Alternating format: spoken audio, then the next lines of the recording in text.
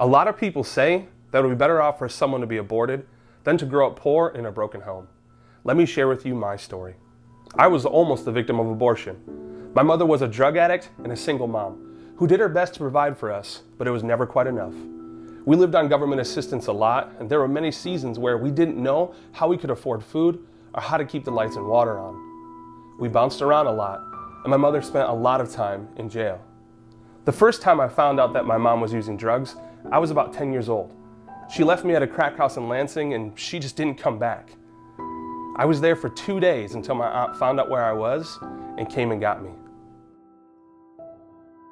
Over the course of my life, I've spent more nights than I can count in hospitals next to my mother because she'd overdosed. I've picked my mother naked off of bathroom floors covered in vomit. I've come home to fires because a pipe was left lit burning while she passed out. I've spent hundreds of hours talking through jail telephones.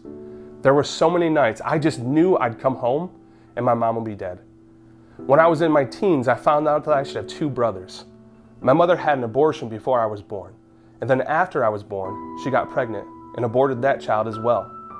She told me that she seriously considered aborting me, but didn't, and that she didn't know why.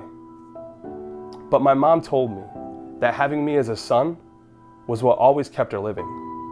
My mother died a few years ago in the Genesee County jail due to a lifetime of drug abuse. I never got to say goodbye or tell her I loved her. She was just gone. But I can't look back on those 26 years as a waste. I can't look at them and see only pain because God had been working all those years through all of the pain and suffering and through all of the loneliness, calling me to His side.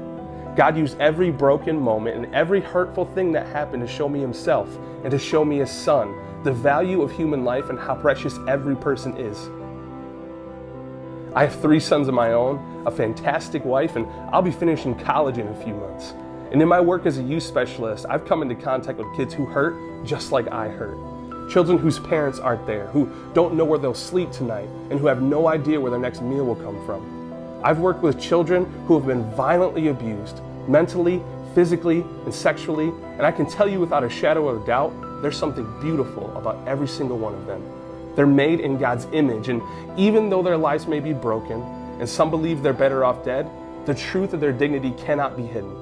So for those of you who think we would be better off dead, shame on you, because we're alive, even if you think we shouldn't be.